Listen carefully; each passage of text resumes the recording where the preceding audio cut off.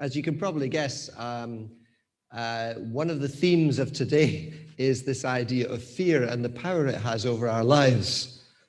Fear is a very powerful emotion, and it's a very powerful motivating factor.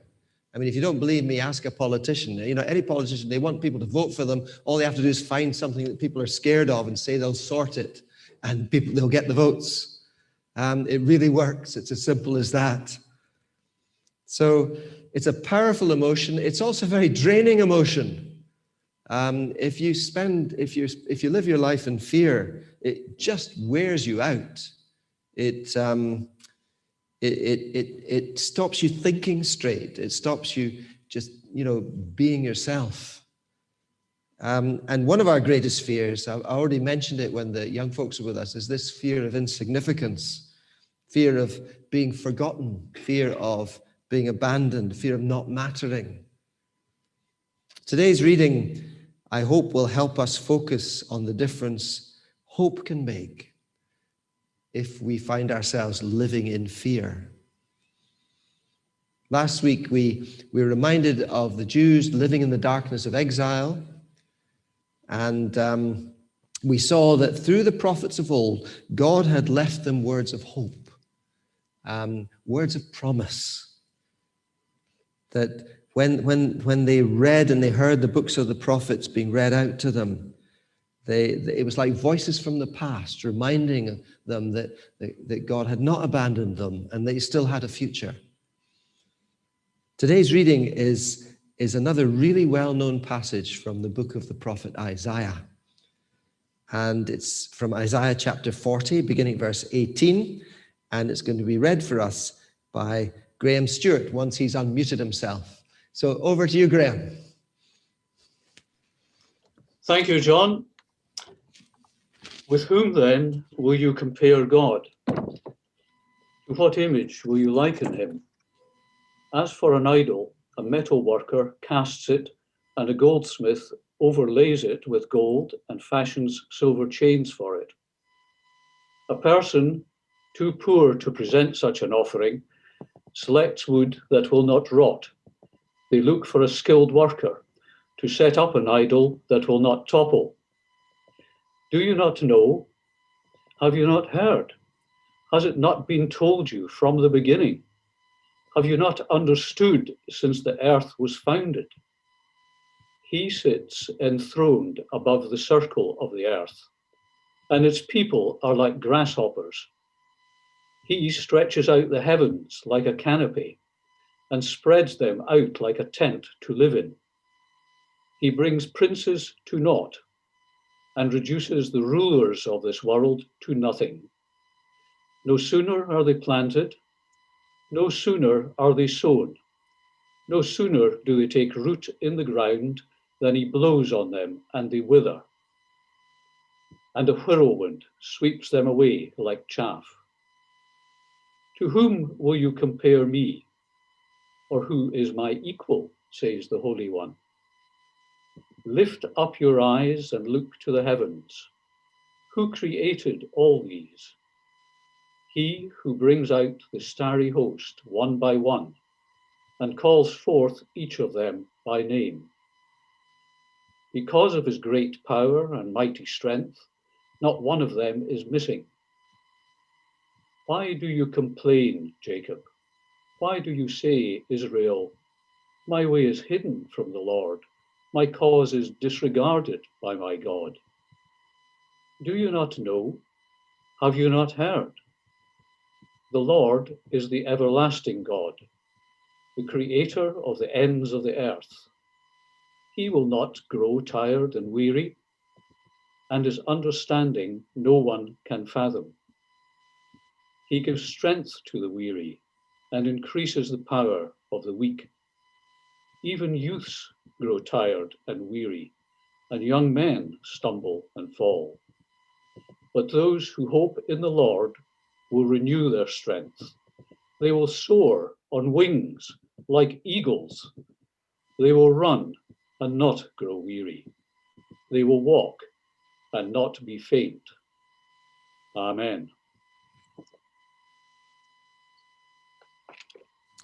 Thank you for reading those words for us, Graham. So here we have a passage, a well-known passage. And if you want to know the key to understanding this passage, it's in verse 27. Verse 27 says this: "Why do you say, O Jacob, and complain, O Israel? My way is hidden from the Lord. My cause is disregarded by my God." This is people complaining. This is people having a right good moan, which of course we never do we? We never do. But they're moaning to God. My way is hidden from God, they're saying.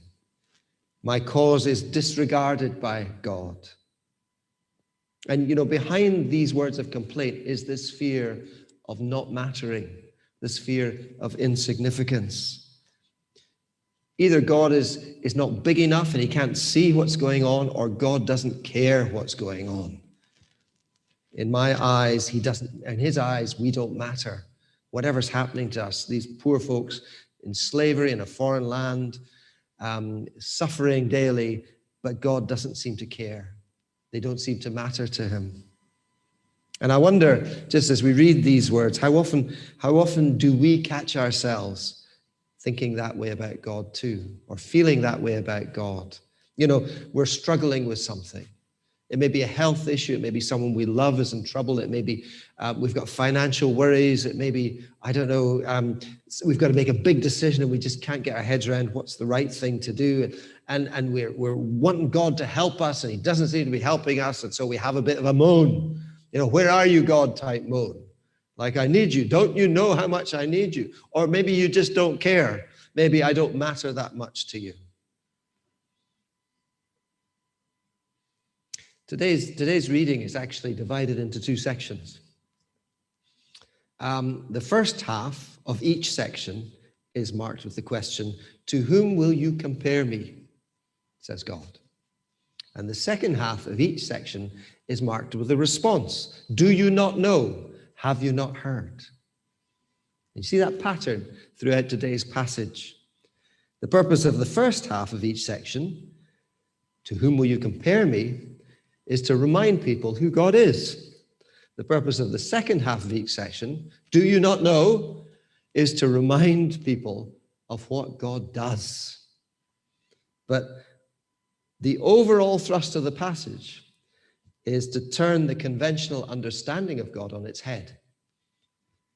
In a world where the rich and the powerful put their faith in their idols, this is a passage which speaks of a God who is far greater than any of their idols, but who nevertheless cares about people who are weak and who are tired and who are weary and who are downtrodden and who are poor. That's the thrust of this passage. So the first section begins in verse 18. "To whom then will you compare God? What image will you compare him to? To whom will you compare our God? With idols made by human hands?"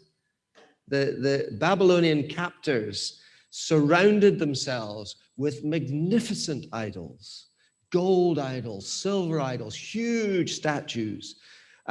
They displayed their wealth and their power through their idols, and they put their faith in their idols. They believed it was because of their idols that they were great. "To whom will you compare me?" says God. With images, with idols? "Do you not know? Have you not heard? When I look down, these people that you think are mighty and great, they're like grasshoppers to me. They're like nothing to me. I can reduce all their princes to naught. They're like the grass that springs up, and I blow on it, and they wither away." In other words, don't think that God doesn't know what's going on. Don't think he's too weak to do anything about it. He does know what's going on. He will do something about it. Just trust him, because he'll do it when the time is right. And if you read the history of the Babylonian Empire, you will see that these words of prophecy come completely true, because the empire only lasts a few generations before they're defeated by another foreign power. They are like chaff blown away. The second section begins at verse 25. Again, the question, to whom will you compare me? Who is my equal, says the Holy One. I who created the heavens above. I who knows each star by name. I whose power holds them in place so that not one of them disappears. That's who I am. Do you not know? Have you not heard? I never grow weary. My understanding is too great for you to comprehend, but I do care. Not just about the stars, but about the very least of living things, and especially those who are tired, and those who are weary, and those who are dispirited, and those who are fed up. And the passage finishes with this beautiful promise. Verse 31, those who hope in the Lord will renew their strength. They will soar on wings like eagles. They will run and not grow weary. They will walk and not be faint. It's a promise that captures the difference between living in hope and living in fear. I was in conversation with a friend of mine just a few days ago, and he's really into counseling. Well, actually, he does that for a living, so I'm not surprised. And we were having a chat about, the change since COVID-19 restrictions and the things he has to deal with, where people are encountering the death of loved ones and all that sort of stuff. So it was a really deep conversation we were having. And we ended up talking about hope, because he's fascinated by hope, and he's fascinated by the power of hope. And he talked a bit about someone called Viktor Frankl. Viktor Frankl was imprisoned in a concentration camp during the Second World War. You probably heard about him. When he came out, he didn't want to make a song and dance about it, but someone did encourage him to write it all down as a sort of catharsis, a way of dealing with it. And those writings then became very well known. And in them, he talks about the difference between those who survived and those who didn't.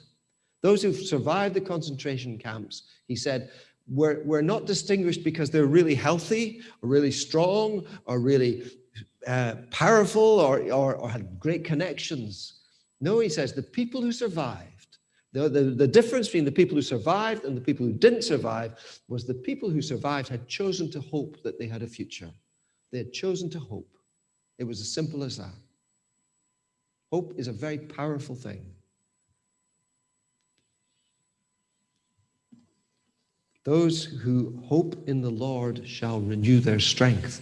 They shall soar on wings like eagles. Hope renews strength. It's as simple as that. It renews strength. It enables us to rise up above the situations we find ourselves in. It enables us to maybe look down and see things the way God sees things, from a godly perspective.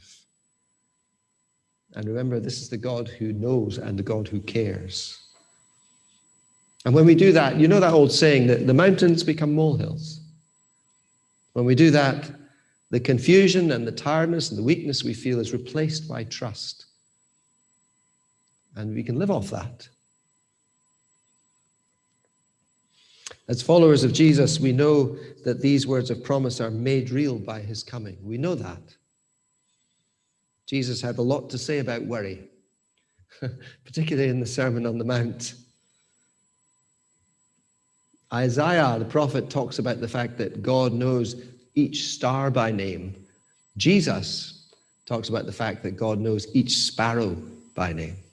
He knows us by name. He even has the hairs on our head counted, which for some is less of an effort than for others, let's be honest. But that's how much God knows about us. And that's how much he cares about it. Listen to these words from the Sermon on the Mount. Matthew 6, beginning verse 28. See how the lilies of the field grow. They do not labor or spin. Yet I tell you that not even Solomon in all his splendor was dressed like one of these. And if this is how God clothes the grass of the field, which is here today and tomorrow is thrown into the fire, will he not much more clothe you, O you of little faith? God knows. God cares. We know this because of Jesus. Another thing we know because of Jesus is that God will not leave us. Here's his words in John chapter 14. The Counselor, the Holy Spirit, whom the Father will send in my name, will teach you all things and will remind you of everything I've said to you. Peace I leave with you, my peace I give you. I do not give to you as the world gives. So do not let your hearts be troubled and do not be afraid. Do not be afraid. You know, one of the things, often the things that we fear are actually, in our mind's eyes, are much larger. They're these mountains. They're much larger than they really are. I mentioned last week this book by Joel Edwards called Advent Hope. And there's a lovely example of something like this, of someone actually reasserting the power of hope over fear. And as a result, the fear shrinks, and they are not quite so paralyzed by it as they had been. Again, Joel Edwards used to be a counselor. Many years ago, I pastored a young woman who had recently become a Christian and was terrified of her ex-boyfriend. He had a nasty habit of showing up and dominating her home. He would empty her fridge. He would abuse her generosity. He would abuse her home. He would never think to support either her or her children. He would just take what he wanted and then go. And he was part of her past, which really crippled her hope for the future. When I asked why she allowed him to exert so much power over her, she said that she was afraid of him. Like so many people in her position, she failed to recognize just how afraid she already was. So, we learned an exercise. I suggested that any time her ex-boyfriend came into the home, she should walk behind him and talk to him in her head. She was to tell him in her head that he was now a part of her past, that he no longer had any kind of power over her, that this was her home and her life, and these were her children, and he would have no power over her future. So she tried it. And a few weeks later, she managed to pluck up the courage to actually tell him to his face. And to her surprise, everything changed so easily. She managed to get her house keys back off him without any fuss. She managed to get him to agree only to visit on her terms and to stop abusing her generosity. She had managed to shrink the size of her fear because it was nowhere near as big as she thought it was. Read those words again from Isaiah. Those who hope in the Lord shall renew their strength. They shall soar on wings like eagles. They shall run and not grow weary. They shall walk and not faint. I love the image of the eagle. An eagle doesn't flap around when it wants to gain height. You know this. An eagle searches out the rising air currents, the thermals. You've got to be careful how you use the word thermals these days, because often people get confused by thermals. I mean the hot air currents that rise, because hot air always rises. So that's how eagles rise. They seek out the thermals. They seek out the hot air that's rising. And that raises them up. They just spread their wings and it lifts them up and sustains them. And you probably all have images in your mind of eagles soaring high above, barely in sight, way up there, and just circling. What's holding them up? They're not flapping their wings. What's holding them up are these thermals, these hot air currents. Hope is like a hot air current. Hope lifts us up above our troubles. Hope enables us to remain up there without coming back down again. So, how are you feeling today? How are you feeling today? Are you in a bit of a flap? Is there something that is worrying you? Is there something that is sort of dragging you down or looming large in your life? If there is, then maybe it's time for you to seek out the thermals, seek out those hot air currents of hope. When I struggle a bit, I think for everybody, these thermals, these hot air currents are of hope. I must get fused with meteorology, but you know, these rising currents of hope, I think for everybody are different. For me, one of those rising thermals, those of hope, is me getting on my e-bike and cycling off and having a good conversation with God. That might well start with a moan, let's be honest, but it never ends in one. And I often, when I go out on my e-bike, I find myself ending up on top of a hill somewhere, maybe the top of the Braids. And when I get there, I usually always say the Lord's Prayer. Thy kingdom come, thy will be done on earth as it is in heaven. And that's me soaring. That's me soaring. So that's one of my hope currents, if you like, my hope thermals. Another one is people. People I know, people I trust. People I can seek out, people I can talk to in confidence. And when you talk to someone who you know and trust in confidence, you'd be surprising how much that helps shrink your fears. So these might be people, you know, members of my family, they might be colleagues. More recently, I've got involved through Lindsay in her link group. And I just love our times together. I don't know if the link group knows how much it means to me, but I just feel so encouraged. So there's another thermal that I go for. There's another thing, an area of thermals I need to mention also, which is being able to help other people.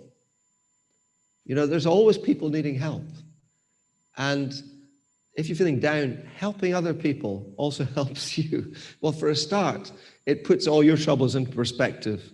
And being able to make a difference in other people's lives really does make a difference in yours. So there tend to be my thermals that I look for, my thermals of hope. And if you actually stop and think about them, it won't surprise you to see that there's a triangular aspect to them. There's looking upwards to God, there's looking inwards to people I know and love and trust, and there's looking outwards to serving God. And we all have different areas which become thermals for us, thermals of hope. So, what about you? Where do you find your thermals of hope? Where do you find your currents of hope? And are you fed up just now? Maybe you should be seeking them out. Those who hope in the Lord shall renew their strength. They shall soar up on wings like eagles. Seek out those thermals. It will make all the difference between living in fear and living in hope. Let's just take a few moments now to ask ourselves, what's God been saying into my life today? Let's just have a conversation with him in silence.